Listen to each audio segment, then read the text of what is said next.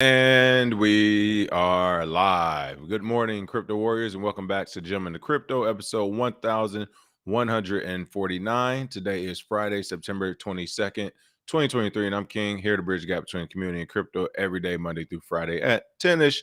Today's top stories is, again, not many. It's been a slow week. Bitcoin mining can help reduce up to 8% of global emissions, is being reported. Binance and CEO Champagne Zhao asked court to dismiss SEC lawsuit. Binance wallet spends almost $1 million in Ethereum gas fees in one day, and Nick Carter doubles down on theory for Bitcoin being invented by the NSA. But first and foremost, of course, let's go ahead and take a quick look at these prices. And Bitcoin is coming in still sideways at $26,672, up 0.87%. Ethereum's touched some lows today at $1,599, up 1.38%. Ripple at 5 cents, up 1.47%. Let's see, Solana number 9 at $19.59, up 0.93%. And number 10 is Toncoin at $2.29, down 3%. So again, those top 10 are starting to change a bit, starting to slide. Fear and greed index has went down 3 points since our last show on Wednesday at 39.42. Bitcoin dominance at 49.2%, and Ethereum dominance at 18.2% itself as well. So those are your prices on the day. And let me go ahead and bring up this live chat so I can give some quick shout outs before we get going. Today is a Fuck Bitcoin Friday, but it is a very slow news day. So I'm actually planning to run after this. Not too much stuff going on in the news. So with that being said, unless it's something pressing, we'll push on until next week when it comes to the call-ins. But still want to give some quick shouts. What's going on, Chloe Dior, Encario, Les Square, Stacking Satoshis, Raquanji, Goodness, JB, Reno Gambo.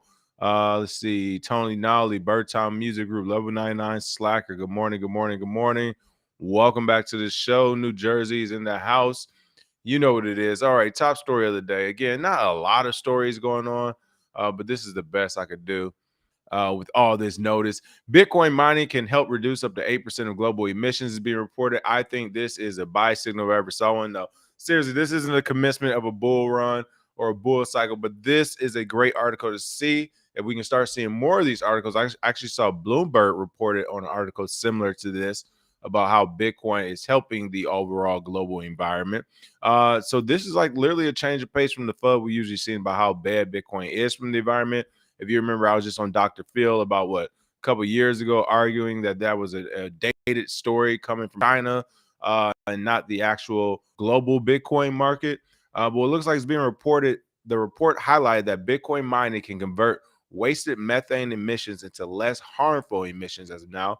A paper published by the Institute of Risk Management, IRM, concludes it has the potential to be a catalyst for a global energy transition. IRM Energy Renewables Group, Dylan Campbell and Alexander Larson published a report titled Bitcoin and the Energy Transition from Risk to Opportunity. The paper argued that while Bitcoin is perceived as a risk because of its energy consumption, it can also catalyze energy transition and lead to new solutions for energy challenges worldwide. Within the report, the authors also highlighted the important function of energy and the increasing need for reliable, clean, and more affordable energy sources.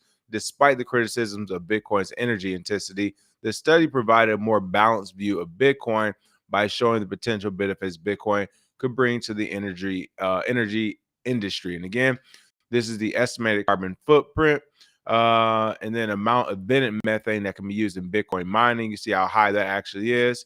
Very hard to probability capture using scale, but Bitcoin mining can essentially do this. And when it comes to mitigating vented methane, as it shows in this graph. So again, I'm not going to act like I'm an environment ins and outs, but the bottom line is that they're saying that, hey, just because Bitcoin, as they say, is a consumer of electricity, it doesn't translate to it being a high emitter of carbon dioxide and other atmospheric pollutants. And that's what's most important about using the electricity, is how it actually affects the environment, not just the usage of it. So again, I think this is pretty cool to see.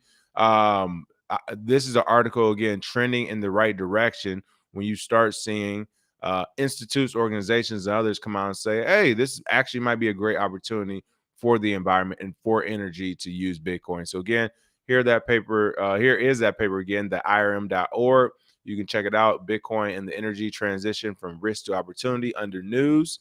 And yeah, it'll give you the whole layout. It looks like this is the quick brief uh, PDF version of it, photos, all that good stuff. And then it's the written version as well. So make sure you check that out if you are one of those people who have been concerned with the environment of Bitcoin and crypto as a whole. This might be able to shed a better picture on what's going on right now versus 3 to 5 years ago, which they kind of still report on a lot. Kind of crazy to see. Let's see what else we have going on. Level 99 Slacker said Bitmain unveiled the S21 at the 2023 World Digital Summit in Hong Kong. Let's see, 200 terahashes at 17.5 J/T. That's the air cool unit. Hydro gets 300 terahashes. Wow. Yeah, I've been seeing a lot of articles actually about Bitmain and a couple of different deals they just launched. So pretty cool to see. Let's see. Let's see. Reno Gamble said, I make my tonics on equinoxes. I already know. There we go. Wendy Nichols, good morning. Good morning. Welcome back to the show. And Cario said the Apple Wanderlust event spent 30 minutes on just green sustainability. Need to get that message out before Goldman Sachs gets you spending crypto in the metaverse. You're right. I heard about Apple actually spending a lot of time talking energy consumption and what it's saving. And it's funny, actually. Some of the comments I essentially saw were that Apple wouldn't actually be at a spot where it could conserve energy or be like a steward of the environment for at least another 5 to 7 years or something like that. Like that's when they can actually even meet that parity for it. So people were saying like all the commercials and everything and all the virtual signaling of the energy, consumption coming from Apple. They say it's kind of funny because all the talking points, all the narratives and everything they're pushing out is still using more energy than they're actually saving by producing all this content. So it's kind of funny to see and hear as well those products them say that. But yeah, I've been hearing about that one as well. Let's see. All right, Binance is back in the news. Binance has officially went to the SEC and said, look, all right, enough is enough. Cut the malarkey, guys. They said Binance and CEO Champagne Zhao asked court to dismiss the SEC suit. Binance Holdings, its U.S. counterpart, and CEO CZ Champagne Zhao has filed motions seeking the dismissal of a lawsuit against them by the SEC. I mean, shout out to them. I would have done that from the beginning. I mean, as soon as I got the lawsuit and the subpoenas and everything else, I would have went right back to the government. I was like, I don't know why I'm getting this. I don't have no clue about how he tests. I wasn't born. What's going on here? Again, CZ and his crypto exchange have filed a joint motion to dismiss the U.S. SEC lawsuit against them. According to a September 21st filing in the U.S. District Court of the District of Columbia, both Binance Holdings and Zhao claimed the SEC had overstepped its authority in the lawsuit against us and against them. This is a good thing as well because this may set precedent. If they can win this, if this court decides to drop this lawsuit from the SEC, that's definitely going to weaken the SEC, and we can see the market positively react to it in a short span, of course. See that Bitcoin price go up another 3 to 5%, a couple $1,000s, 26, 27 to 28, 29 off a win like this. On the flip side, if they were to lose this, we can see the price dip even further as the SEC doubles down with this overstep power that they seemingly will have authority to use now if they were to win this. In the 60-page petition, lawyers for Binance and Zhao accused the SEC of failing to introduce clear guidelines for the sector ahead of his lawsuit against the crypto exchange, and as a result, had imposed its regulatory authority over the crypto sector retroactively. I can agree with that. You can see here for years, the SEC allowed the burgeoning crypto industry to operate openly, permitting it to grow into the trillion-dollar industry it is today. As recently as 2021, SEC Chair Gary Gensler publicly acknowledged that no regulatory framework existed under the authority of the SEC for crypto exchanges, and that only Congress could confer that authority. If you remember, he did actually say that in that hearing. He may have shot himself in the foot when it comes to his power as far as a legal sense, because yeah, if I was a high-powered lawyer for a Binance, I would look at that testimony and be like, wait, this guy is literally not giving Congress and Senate clear regulatory guidance, but wants to sue us. That's a shakedown, folks. That is a shakedown. That's extortion by the gang. In late 2022, however, the SEC suddenly reversed course and asserted that virtually all crypto assets are securities subject to its authority. Soon after, and despite ongoing legislative debate regarding crypto assets, the SEC began enforcing its new position through litigation. They go on to say the SEC lawsuit has no foundation in the currently enacted securities laws.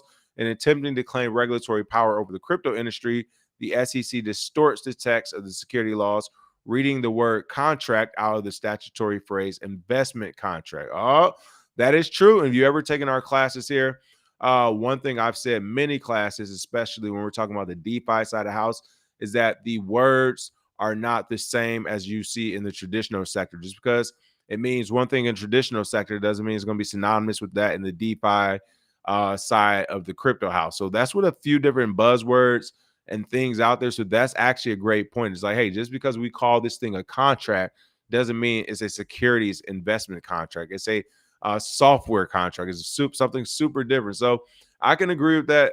Again, SEC Gary Gensler may have shot himself in the foot when he went to go on his press runs as well.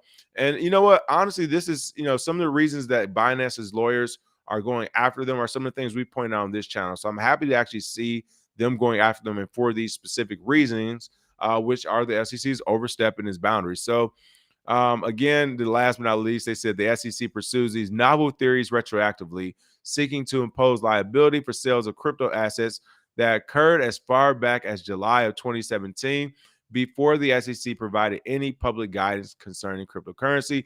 And this is also why I've said, hey, make sure you either consult a professional or hold out altogether on giving them your crypto and Bitcoin, because who knows what the law is going to go into, what the legislation is going to go into. And the legislation does go to, hey, the SEC is overstepping their boundaries, especially 2017. Then when you're talking about crypto taxes and all this other stuff from 2017, 2018, I mean, hell, all the way up to 2020, 2021, it should and could be ignored. And for those who paid it, you might just be SOL, up shit's creek without a paddle. You know how that goes, all right? It's going to be one of those things where the legislation comes back, people are overstepped their boundaries. They can't tax you on this. It's property, blah, blah, blah. And next thing you know, it was like, well, I gave them $20,000 of Bitcoin taxes. Hey, thanks for helping the gang. We appreciate it. But this is going to be a very interesting court case. I can't wait to see what happens.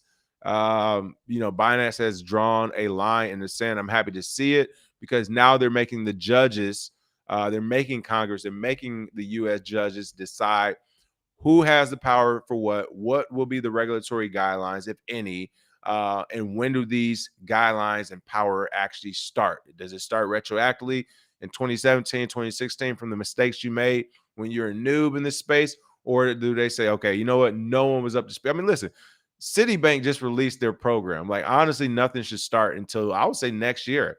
I would say everything that now has been madness. We admit we don't have full control. We don't have guidelines. We will begin in February 2024. Like, at this point, we should let the past be the past. Why? Because the world didn't burn. Then everybody think Bitcoin is going to get, oh my God, the technology is going to kill everyone. It's going to, our kids, our poor children. Like, nothing's happened, right? Nothing's happened to the world since its inception. Let's just start from scratch right now, I say. We'll see what happens, though. Let's see. What's going on with the American Indian, Carol Burnside? Let's see. What up, King? F Bitcoin, Chainlink making noise. Hey, call in, let me know. I've been seeing Chainlink do some things out there as well. But I don't know how much noise they're making. Are they making false promises, or are they making real partnerships and deals? Let me know. All right, you let me know. Binance also in the news for this incredible wallet spend of almost $1 million in Ethereum gas fees in one day. I thought it was a mistake until I did skim through this article only because I thought it was a mistake. And I was like, let me not read this article as a main article. And then as I get into it in the middle, I realized, oh, this is just like no, this actually happened. And the reason why it happened is absolutely ridiculous. So we have to cover it. A Binance spokesperson told Cointelegraph this is due to a routine consolidation of Ethereum to one of his wallets. All right. They routinely consolidate their Ether. A crypto wallet belonging to trading platform Binance has spent 530 Ether, worth around $843,797 in gas fees in just 24 hours, according to Blockchain Data Explorer Etherscan. September 21 gas fees on Ethereum network went from a minimum of 6 GW, around 17 cents, to a maximum of 332 GW, around $11.20 per transaction. Again, that is the average during those times. So, wow, I mean, it could have spiked up way higher than that $11 as well. The spike in gas prices was attributed to the Binance wallet called Binance 14. You can see this here. It says community and members expressed their opinions on the huge gas fees spent by the exchange.